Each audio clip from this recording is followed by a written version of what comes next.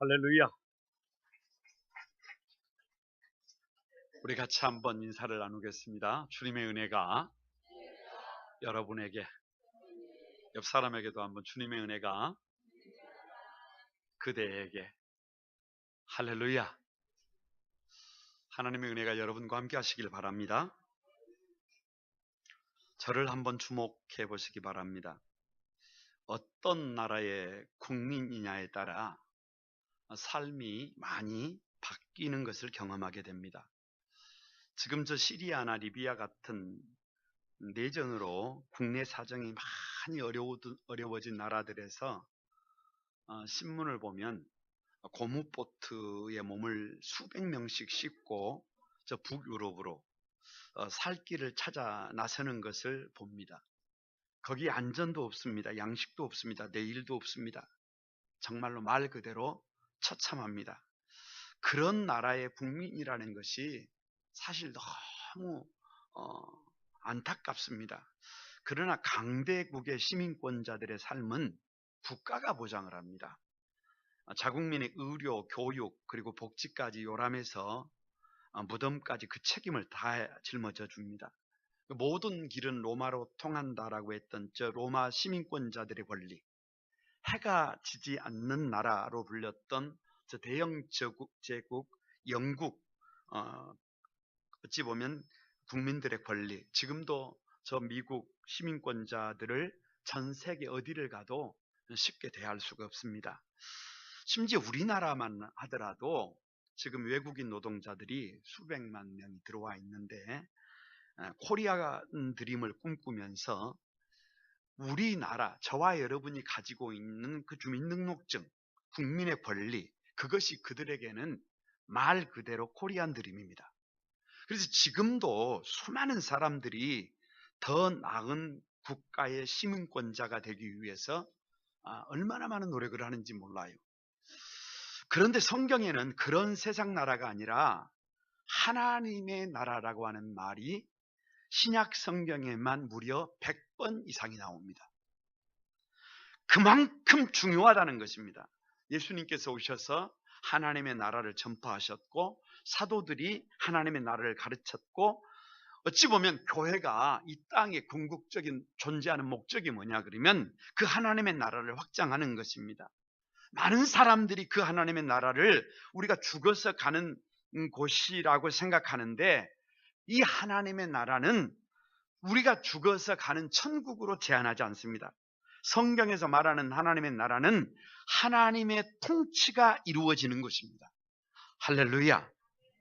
하나님께서 나를 다스리면 내 안에 하나님의 나라가 임합니다. 하나님의 나라가 우리 가정에 임하면, 우리 가정에 하나님의 통치가 임하면 우리 가정이 천국이 됩니다. 우리 공동체가 하나님의 다스림을 받으면 여기가 하나님의 나라가 됩니다. 그래서 하나님의 나라는 의가 있고 평강이 있고 희락이 있는 나라입니다. 하나님의 나라는 구원이 있어요. 성장과 성숙이 있어요. 영원한 생명이 있는 나라입니다.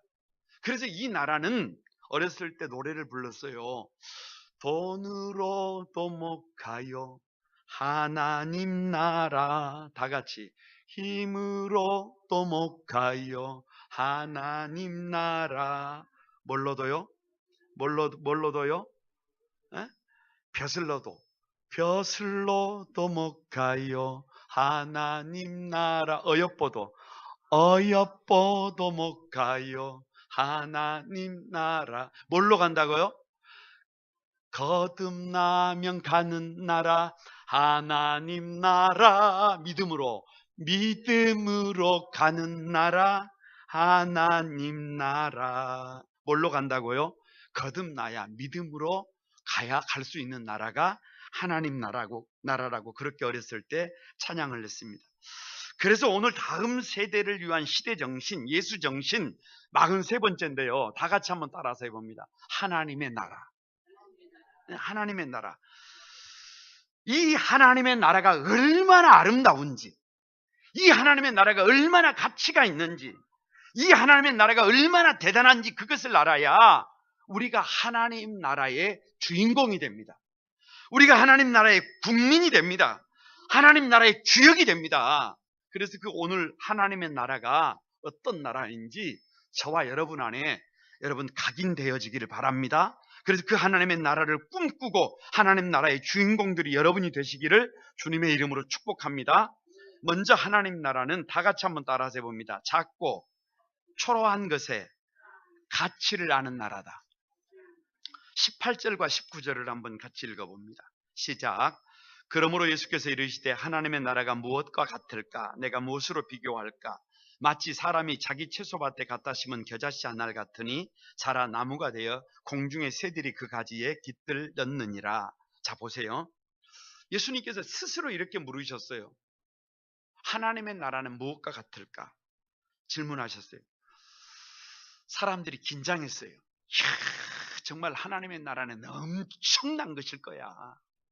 뭐 대단한 것일 거야. 이렇게 생각을 하고 뭐라고 말씀하실까 기다리고 있는데 자기 채소밭에 갖다 심은 겨자씨 한 알과 같다라고 이렇게 말씀하셨습니다. 한마디로 말하면 제자들이 김이 확 빠졌습니다. 실망했어요. 실망해.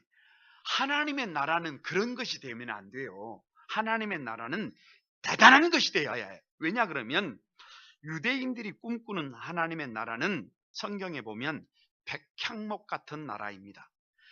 가장 크고 아름다운 나무, 언제나 역사의 중심에 우뚝 서 있는 나무, 다른 모든 것보다 더 크고 장대한 나무, 그래서 온 세계의 우주의 중심에 서 있는 나무, 땅 끝에서도 그 중심에 선 나무를 볼 수 있는 최고의 나무, 그런 것이 하나님의 나라라고 꿈꾸고 생각하고 배워왔어요. 그런데 예수님께서 하나님 나라는 초라하기 그지없는 겨자씨 같은 것이다. 다 자라야 1.8m. 그 굵기가 겨우 손가락 굵기 정도밖에 되지 않는 볼품없는 나무가 아니라 나물인지 나무인지 구별이 되지 않을 식물. 우리나라 꽃으로 하면 유채꽃과 거의 비슷합니다. 그냥 뿌려놓기만 하면 자기가 알아서 잘 자라고 꽃도 이유가 없어요. 특별하지도 않아요. 그냥 무수하게 피어나야 꽃천지가 되고 가치가 있어집니다. 한 송이가 아름다운 것이 아니라 함께 피어 있어서 아름다운 것이 유채꽃입니다. 이것이 바로 겨자씨예요. 아니 이게 도대체 무슨 말이냐. 하나님의 나라는 레바논의 백향목처럼 존귀한 나무만 최고로 여기는 그런 나라가 아니라 레바논의 백향목처럼 혈통이 좋고 스펙이 좋고 실력이 좋고 건강하고 강건하고 정말로 멋진 사람들만 대접받는 것이 아니라 하나님의 나라는 겨자씨처럼 눈에도 잘 보이지 않고 보잘것이 없고 아무 가치 없는 것 같고, 그런데 하나님의 나라는 그 작고 초라한 것 하나까지도 소중히 여기는 나라, 작은 것일수록 더 귀히 여기는 나라, 그 작고 초라한 것들까지도 다 하나님이 주시는 이름이 있어요. 하나님이 주신 사명이 있어요. 꼭 필요한 존재예요. 그래서 하나님의 나라는 겨자씨와 같이 작고 초라한 것까지도 대접받는 것이 하나님의 나라임을 믿습니다. 왜 예수님은 하나님의 나라를 채소밭, 조금 더 쉽게 말하면 텃밭에 심겨진 겨자씨라고 하느냐. 텃밭은요, 내가 마음만 먹으면, 생각만 있으면, 뜻만 있으면 얼마든지 경작이 가능해요. 얼마든지 텃밭을 만들 수 있어요. 아니 내 땅이 없어도 저 북한에서도 북한 주민들에게 텃밭은 마음대로 만들어라. 마음대로 만들어서 고구마도 심어 먹고, 마음대로 만들어서 옥수수도 심고, 마음대로 만들어서 배고픔을 해결해라. 그런 것이 텃밭입니다. 그래도 저도 텃밭이 있어요. 이 텃밭은요, 전문적인 농사를 짓는 사람들과 달라요. 농약을 안 해도 돼요.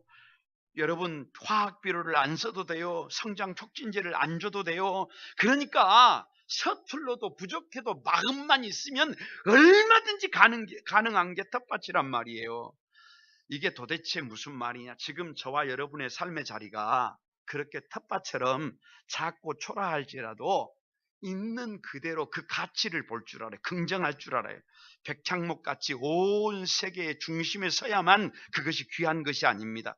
엄청난 높이를 자랑해야만 그것이 위대한 것이 아닙니다. 내 자리에서 내가 땀 흘려서 충분히 경작할 수 있는 작은 텃밭, 세상 사람들이 별로 가치를 두지 않아도 그것이 심어서 가꾸기만 하면 얼마든지 아름답게 성장하는 그 텃밭의 가치를 볼 줄 아는 것이 하나님의 나라라는 것입니다.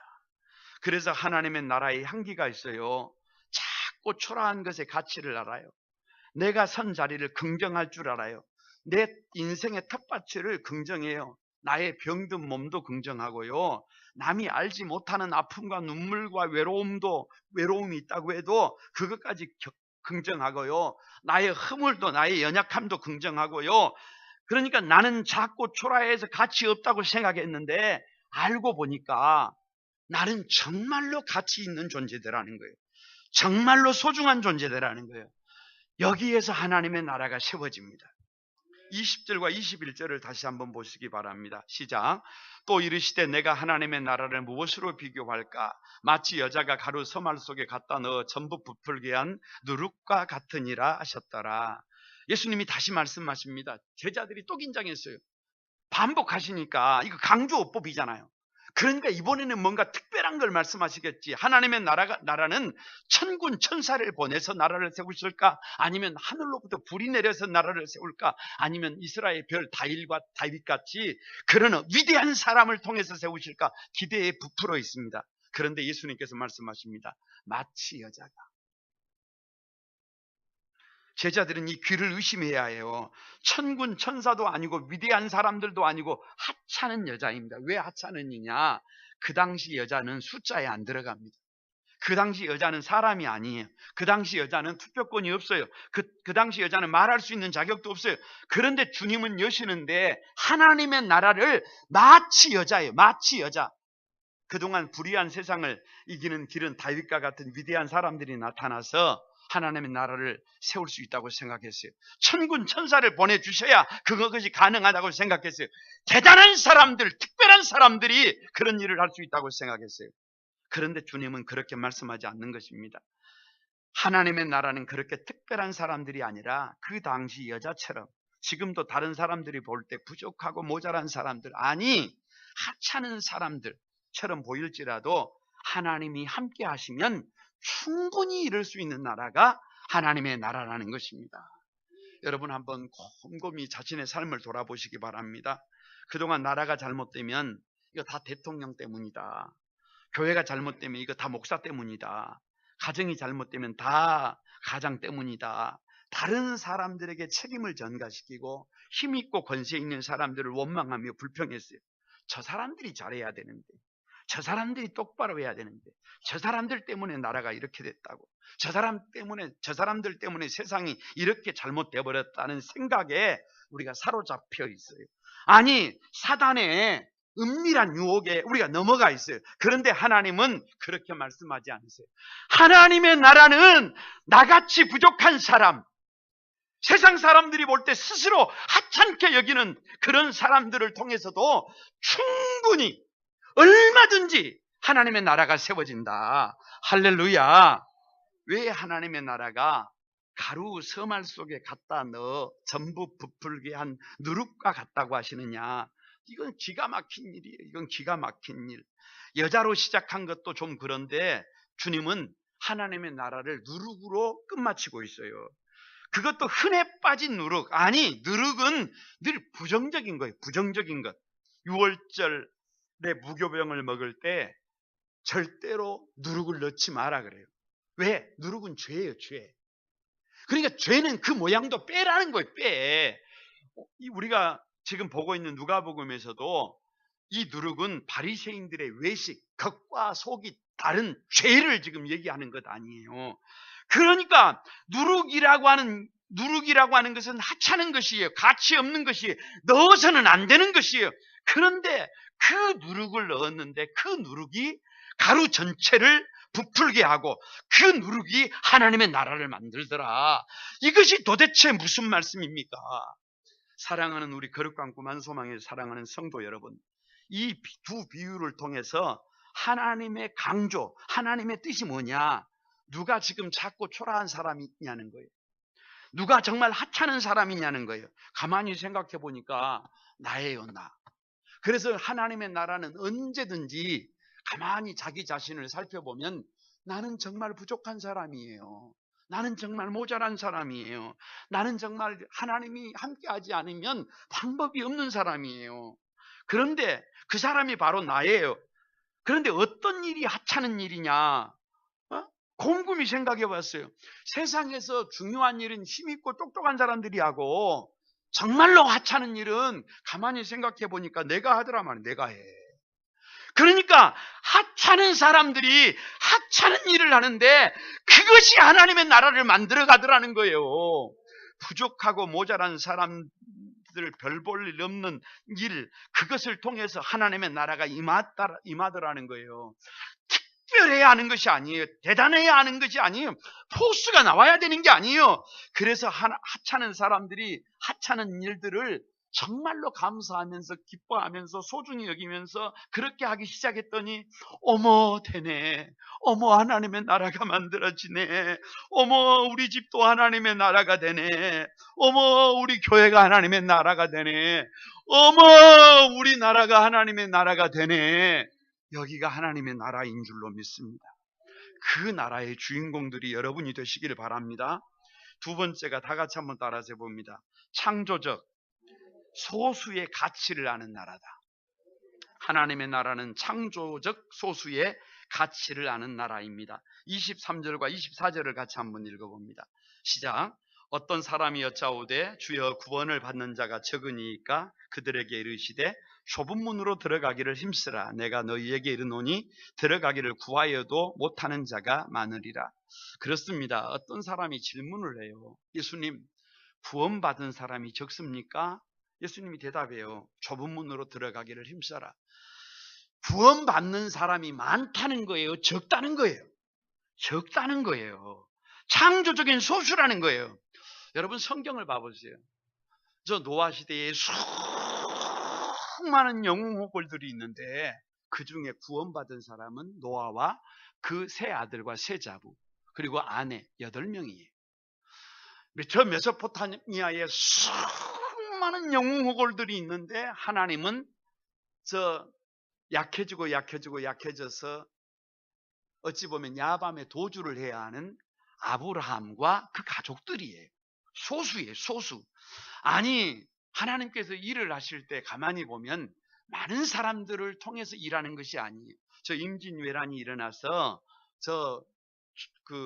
조선이 등불 앞에, 바람 앞에 등불이 됐을 때 저 남해안의 바다를 지켜낸 사람은 많은 장졸들이 아니라 이순신이라고 하는 창조적인 한 사람이, 아니 저 백제가 무너졌을 때 저 의자왕이 계백에게 조금만 더 계백을 믿어줬더라고 한다면 나라가 저렇게 무너지고 나라가 없어지지 않았습니다. 하나님의 나라는 창조적인 소수. 교회가요 부흥하는데요 사람이 많아서 부흥하는 게 아니에요. 그 안에 구별된 소수가 있으면 교회는 부흥합니다. 역사가 일어납니다. 그 사람들, 창조적인 소수가 누구냐? 믿음이 있는 사람들이에요. 예수님께서 누가복음 4장에서 첫 번째 설교를 하는데 예수님께서 이사야의 글을 읽으시고 난 다음 이 글이 너희에게 응하였느니라 그래요. 아니 성경을 읽고 이 말씀이 오늘 여기에 임했대요. 그러면서 예로 드신 두 사람이 있는데 사르밧 과부와 나아만 장군입니다. 이스라엘 땅에 수많은 과부가 있고 이스라엘 땅에 수많은 나병 환자들이 있는데 다 고침을 받지 못했는데 이 두 사람은 외국 사람들이, 이방 사람들이, 그런데 고침을 받더라. 이들에게 있는 것이 도대체 뭐냐? 사르밧 과부가 마지막 남은 조금의 밀가루와 조금의 기름을 가지고 빵을 만들어 먹고 이제 죽어야 되겠다. 그런 처절한 환경에 있는 이 사르밧 과부에게 하나님이 엘리야를 보냈어요. 아니, 하나님이 선지자를 보냈으면 밀가루를 들고 와야 합니다. 빵을 들고 와야 합니다. 그게 우리 생각이에요. 그런데 선지자가 와서 하는 말이 그 남은 작은 밀가루와 그 작은 기름을 가지고 너희를 위해서가 아니라 나를 위해서 빵을 만들어라 하는 거예요. 아니 여러분, 아무리 생각해도 이해가 되지 않을 수가 있어요. 그런데 그 하찮은, 그 별 볼 일 없는, 그 아무것도 아닌 것 같은 그 조금의 밀가루, 조금의 기름을 가지고 빵을 만들어서 선지자 엘리야를 대접했더니 3년 6개월 동안 비가 내리지 않는데, 먹을 것이 없는데, 이상한 것은 그 집에 밀가루가 바닥나지 않더라는 거예요. 기름이 바닥나지 않더라는 거예요. 그 집이 그 시대를, 그 지역을 살리더라는 겁니다. 그 믿음을 가진 창조적인 소수가 하나님 나라의 주인공이. 나만 장군도 마찬가지입니다. 엘리야를 찾아왔어요. 나병이잖아요. 문둥병이잖아요. 그래서 선지자를 찾아와서 기도해 주라고, 축복해 달라고, 고쳐 달라고. 그런데 선지자는 문을 열어보지도 않습니다. 얼굴을 마주하지도 않습니다. 그냥 안에서 문도 열지 않고 요단강에 가서 7번 몸을 씻으라. 이게 전부예요. 나만 장군은 믿음으로, 아니 나병 걸린 사람이 얼마나 몸이 가려워요. 그러면 물속에 아무데나 가서 씻을 수 있어요. 아무것도 아니에요. 그 하찮은 일을 하찮은 것으로 여기지 않고 1번, 2번, 3번, 4번 아무 일이 없어도 5번, 6번 그리고 결국에 7번 씻고 나오니까 깨끗해진 줄로 믿습니다. 어린 아이 피부와 같아진 줄로 믿습니다. 이렇게 하찮고 이렇게 아무것도 아닌 것 같은 일들을 통해서 하나님이 일하십니다. 누구를 통해서? 믿음 있는 창조적인 소수를 통해서. 이런 믿음이 있는 사람들은요, 기회를 놓치지 않습니다. 25절에 문을 한번 닫은 후에 밖에서 주여 열어주소서라고 해도 문을 열어주지 않는다고 합니다. 아무리 주 앞에서 먹고 마셨다 가르침을 받았다 해도 나는 너희를 알지 못한다, 떠나가라 라고 하십니다. 그러니까 믿음은 기회 있을 때 잡는 거예요. 믿음은 기회가 있을 때 그것을 내 것으로 만들어내는 거예요. 그런데 오늘 본문을 가만히 보면 여기서 기회는 2가지. 하나는 회개할 기회입니다. 나는 하찮은 사람이라고 생각했어요. 나는 아무것도 아니라고 생각했어요. 그래서 대충 살았어요. 적당히 살았어요. 그런데 하나님께서 나 같은 사람이 얼마나 소중한지를 깨닫게 해주셨어요. 그런데 내가 바르게 살지 못했잖아요. 여러분, 회개를요, 왜 저 사람은 저렇게 교회만 나오면 그냥 몸부림을 치면서 가슴을 치면서 회개할까? 죄가 얼마나 많으면 저렇게 회개할까? 죄가 많은 사람이 회개를 많이 한다고 생각하세요? 그 잘못된 생각입니다. 절대자 앞에 서면, 하나님 앞에 서면 내 죄가 보여요. 그러니까 믿음이 있는 사람, 은혜를 받는 사람, 그 십자가의 사랑 앞에 서면 내가 죄인 중에 괴수가 되는 것입니다. 다른 사람들의 죄가 보이는 것이 아니라 내 죄가 보여요. 내 죄가. 그래서 내가 회개하는 그 자리가 하나님의 나라가 임하는 것입니다. 회개할 때, 믿음을 가지고 회개할 때 창조적인 소수가 돼요. 그뿐만이 아니라 여러분, 사명을 회복할 기회. 왜냐 그러면 이 회개와 사명은 양바퀴예요. 양바퀴. 내가 하는 일이 하찮은 일이다, 대충 해도 된다라고 지금까지 사탄에게 속아왔어요. 그런데 세상 그 어떤 것도 이름이 없는 것이 없어요. 아무리 작은 들꽃도 이름이 있습니다. 아무리 작은 것도 이 땅에 존재하는 모든 곳에는 이름이 있어요. 이름이 있다는 말은 사명이 있다는 거예요. 사명이 뭔지 모른다. 내가 해야 할 일이 뭔지 모른다. 곧 죽을 사람입니다. 곧 깨끗이 사라질 사람이. 그러나 사명이 있는 사람은 죽지 않습니다.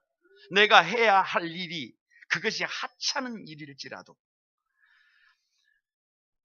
내가 해야 할 일이 다른 사람들이 볼 때 정말로 가치 없는 일일지라도 그것이 하나님이 나에게 주신 사명이라고 한다면 그 사명을 다하는 그 사람이 바로 창조적인 소수가 되는 줄로 믿습니다. 그러기에 믿음 가지고 기회를 살려서 회개하고 사명에 붙들리면 다 같이 한번 역전의 주인공이 된다. 30절에 이렇게 말씀합니다. 보라, 나중된 자로서 먼저 될 자도 있고 먼저 된 자로서 나중될 자도 있느니라 라고 하십니다. 중요한 것은요, 오해하지 마시기 바랍니다. 먼저 된 자가 먼저 됩니다. 먼저 된 자가 먼저 돼요. 그러나 오늘 본문은 다 그런 것이 아니라 나중된 자로서 먼저 될 자도 있다. 역전도 가능하다. 그렇게 말씀하신 줄로 믿습니다. 그러니까 누가 나중된 자로서 먼저 된 자냐? 바로 창조적인 소수가 나중된 자로서 먼저 된 자라는 거예요. 마지막 6시 인생이 아침 일찍 부름받은 게 아니라, 정오에 부름받은 게 아니라, 오후에 부름받은 게 아니라 저녁 6시 해가 뉘어 넘어갈 때 부름을 받았어요. 그래서 포도원에 가서 일하게 됐어요. 얼마나 감사하겠어요. 이제는 나는 기회가 없는 줄 알았는데 마지막에 나를 불러주셨어요. 그래서 두근두근 버근버근 하면서 감격을 가지고 일을 했어요. 그리고 마지막에 불러주셨으니까 혼신의 힘을 다해서 하찮은 일일지라도 오직 충! 그러면 아멘. 충! 그렇게 일했어요. 성실하게. 그래서 비록 1시간밖에 일을 하지 못했지만 종일 한 사람보다 더 효과적인 일을 했어요. 아니, 그런데 1시간밖에 일하지 않았는데 나를 가장 먼저 부르더니 한 데나리온을 주는 거예요. 이걸 보고 은혜라고 그래요. 은혜. 그래서 나 된 것은 모든 것이 하나님의 은혜다. 이런 마음을 가지고 있는 사람들이 바로 나중에 부름을 받았지만 먼저 될 사람이, 여러분에게 그런 감격이 있다면, 여러분에게 그렇게 충이 있다면, 여러분에게 그렇게 모든 것이 은혜구나 라는 마음이 여러분에게 지금 있다면, 여러분은 나중 부름 받았지만 먼저 될 사람들이, 그러나 먼저 된 자로서 나중 될 사람들이 있습니다. 누구냐? 먼저 부름을 받았어요. 일찍 부름을 받았어요. 그래서 처음에는 감동도 있었어요. 그런데 지금은 이 마음이 무미건조 식어버렸어요. 이 마음에 남은 것은 11시에 부름 받은 사람, 3시에 부름 받은 사람, 6시에 부름 받은 사람들을 보면서 저것들은 일도 안 했는데 다른 사람들과 비교합니다. 그리고 원망합니다. 불평합니다. 그런데 마지막에 주님께서 다시 나를 먼저 부르시는 것이 아니라 저 마지막 온 사람들을 부르시니까 그걸 보고 이를 빠득빠득 갈고 있는 사람이 먼저 부름은 받았지만 나중될 자입니다. 그러니까 지금 저와 여러분의 이 마음이 지금 서 있는 자리가 나 같은 사람을, 나같이 대단한 사람을, 내가 정말 얼마나 큰 사람인데 나를 이런 곳에 이런 대우를 한단 말이냐라고 이를 빠득빠득 갈고 있다고 한다면 그 자리에 돌아서야 해요. 그 사람은 창조적인 소수가 아니에요. 창조적인 소수는 감격이 있어요. 그 안에 충성이 있어요. 그 안에 은혜가 있어요. 그래서 모든 것이 감사하는 사람입니다. 그런 사람들이 창조적인 소수의 그 한 사람의 가치가 얼마나 대단한지 모릅니다. 그런 한 사람이 우리 교구에 들어오면, 그런 한 사람이 우리 부서에 들어오면, 그런 한 사람이 교회의 리더가 되면, 그런 한 사람이 이 역사에 여러분 한 시대를 담당하게 되면 바꿔지는 것입니다. 그런 사람들이 여러분 되시기를 바랍니다. 하나님 나라의 주인공은 창조적인 소수의 숫자가 많은 게 아니에요. 믿음을 가지고 기회를 살려 역전의 주인공이 된 사람들입니다. 하찮게 여김을 받아도, 하찮은 일을 해도 믿음이 있으니까 회개하고 사명을 통해 역전의 드라마를 쓰는 하나님의 나라의 주인공들입니다. 여러분이 그런 분들 되시기를 바랍니다. 세 번째로 다 같이 한번 따라서 봅니다. 가야 할 길을 분명히 아는 나라다. 33절을 같이 한번 읽어봅니다. 시작. 그러나 오늘과 내일과 모레는 내가 가야 갈 길을 가야 하리니 선지자가 예루살렘 밖에서는 죽는 법이 없느니라. 그렇습니다. 예수님께서 사람들이 와서, 바리새인들이 와서 얘기를 합니다. 여기를 떠나소서. 왜요? 헤롯이 죽이려고 한다는 것입니다. 그런데 예수님은 가서 헤롯에게 고하라는 거예요. 무슨 말이냐? 죽음이 나를 가로막아다오. 내가 어떤 고난을 당해도 내가 가야 할 길은 가겠다라고 하는 것이 주님의 답변입니다. 답변이에요. 제가 좋아하는 뮤지컬 중에요, 맨 오브 라만차에 이룰 수 없는 꿈이라고 하는 노래가 있습니다. 그 노래가 대략 이래요. 그 꿈 이룰 수 없어도, 싸움 이길 수 없어도, 슬픔 견딜 수 없다 해도, 길은 험하고 험해도, 가만히 생각해 보세요. 이룰 수 없는 꿈이에요. 이길 수 없는 싸움이에요. 견딜 수 없는 슬픔이에요. 험하고 험한 길이에요. 죽을 것을 알고 가는 길이에요. 십자가의 길이에요. 그런데 내가 꼭 가야 할 길입니다. 어떻게 가느냐? 정의를 위해 싸우리라, 사랑을 믿고 따르리라. 어떻게 한다는 거예요? 물러서지 않는다는 거예요. 십자가의 길일지라도 걷기로 작정했어요. 이것은 쉬운 길이 아니에요. 이건 죽음의 길이에요. 잡을 수 없는 팔일지라도 힘껏 팔을 뻗으리라. 이 팔이 짧잖아요. 능력이 없잖아요. 힘이 없잖아요. 방법이 없어요. 그런데 포기하지 않는다는 거예요. 절망하지 않는다는 거예요. 이게 나의 가는 길이요. 이것이 주님이 가는 길입니다. 이것이 성도들이 가는 길입니다. 이것이 저와 여러분이 가는 길입니다. 희망조차 없고 또 멀지라도 멈추지 않고 돌아보지 않고 오직 나에게 주어진 이 길을 따르리라. 내가 영광의 이 길을 진실로 따라가면 죽음이 나를 덮쳐와도 평화롭게 되리. 할렐루야. 마지막 힘이 다할 때까지 그 길을 걸어간다는 거예요. 시간이 오래 지나고 이 뮤지컬을 가만히 보다가 보면 시간이 지나고 한 아름답고 품격 있는 여인이 이 노래를 불렀던 늙고 병든 남자를 찾아옵니다. 그래서 자신을 알아보겠느냐고, 나를 기억하느냐고 물어요. 그런데 몰라봐요. 그래서 수십 년 전에 당신이 나에게 이 이룰 수 없는 꿈을, 나같이 부족하고 모자라고 어찌 보면 거친 인생을 살아온, 술집 잡부의 삶을 살아온 나에게 이 노래를 부르면서 당신은 나의 돌시내라고, 세상에서 가장 아름다운 여인이라고, 최고의 여인이라고, 꿈에 그래던 여인이 바로 당신이라고, 그렇게 당신이 나를 불러주면서 당신이 나를 불러주니까 나의 인생이 그때부터 바뀌기 시작하더라. 당신은 나에게 진정한 기사다. 당신이 나를 살려줬다. 당신이 내 인생을 바꿨다. 라고 고백하는 장면이 이렇게 있는데요. 그 장면을 이렇게 가만히 보고 있다가 보면 이것이 바로 복음이구나 라는 생각이 듭니다. 여러분, 이 길, 이 십자가의 길, 이 사랑의 길을 모르고 가고 계십니까? 이것의 가치를 여러분은 모르고 지금 이 믿음의 길을 걸어가고 있습니까? 아닙니다. 그 가치는 우리가 알고 있어요. 이 믿음의 길의 가치, 이 십자가의 길의 가치, 이것은요 우리가 모르고 가는 것이 아니에요. 왜 헤롯은 예수님을 죽이려고 하느냐? 왜 예수님의 사역을 방해하느냐? 빛과 어둠이 어떻게 공존합니까? 헤롯이 누굽니까? 자기 동생 빌립의 아내를 빼앗아 자기의 아내를 삼은 패악한 사람이에요.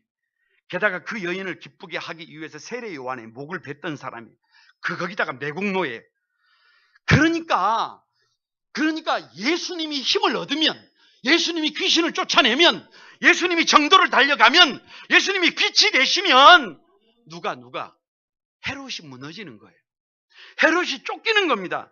그러니까 성도들이 이 믿음의 삶, 이 십자가의 길을 걸으려고 하면 세상은 여러분을 그냥 두지 않습니다.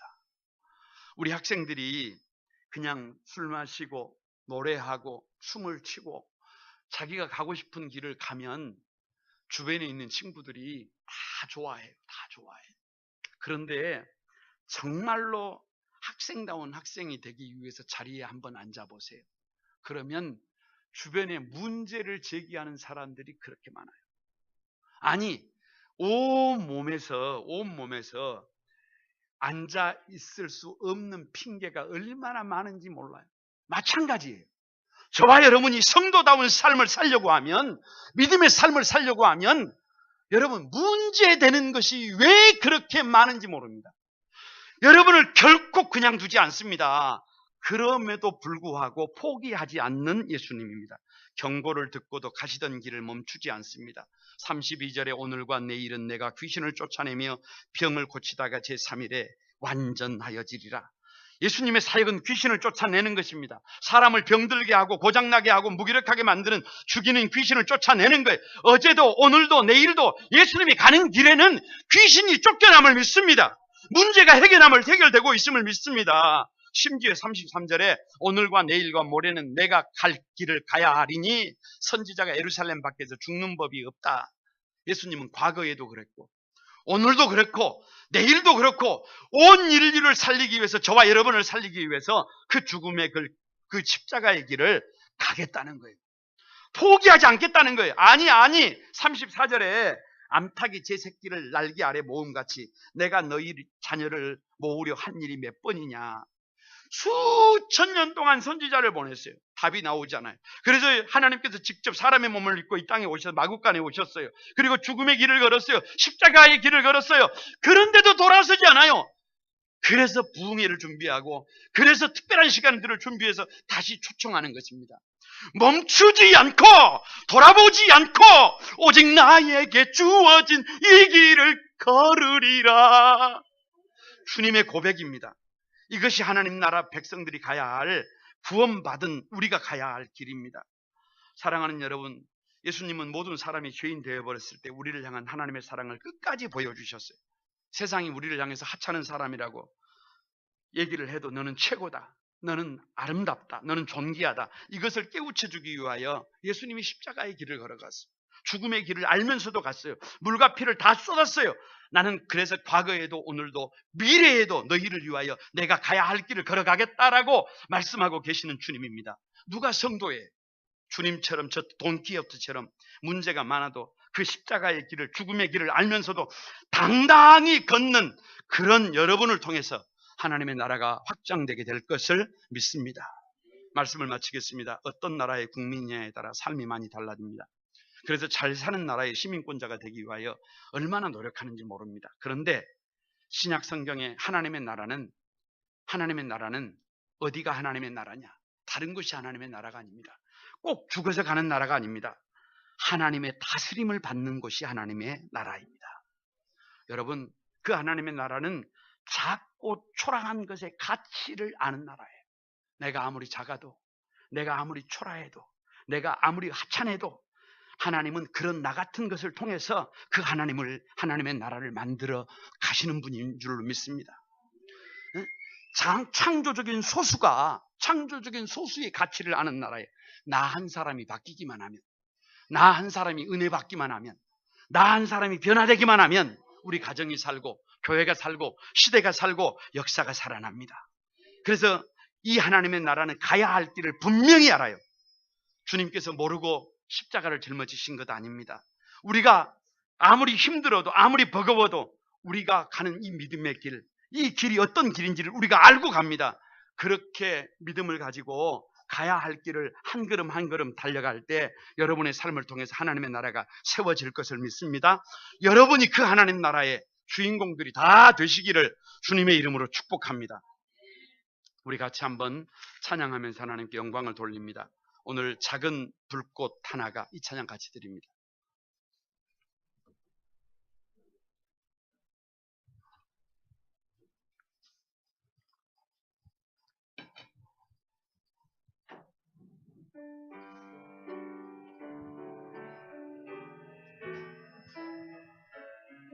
부드럽게 작은 불꽃 하나가, 작은 불꽃 하나가 큰 불을 일으키어 큰 불을 일으키어 곧 주위 사람들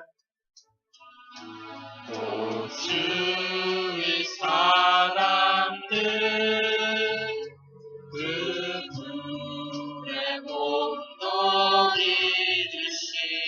주님의 사랑이 같이 주님의 사랑이 같이 한번 경험하면 한번 경험하며 그의 사랑 모두에게 전하고 싶으니 새싹이 돋아나면 새싹이 돋아나면 새들은 지저귀고 꽃들은 피어나 꽃들은 피어나 화창한 봄날이라네. 화창한 봄날이라 여러분, 우리 오른손을 한번 들고 주님의 사랑 놀라워. 주님의 사랑 놀라워 한번 경험하면 한번 경험하며 봄과 같은 봄과 같은 새 희망 정하고 싶으니 두 손 들고 한번 고백합니다. 친구여,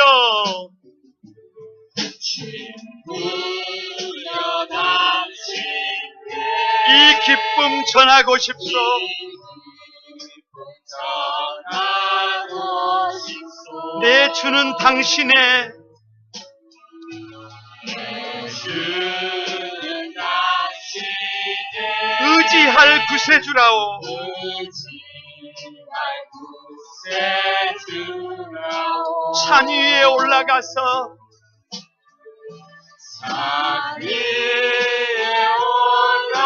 올라가서 세상에 외치리.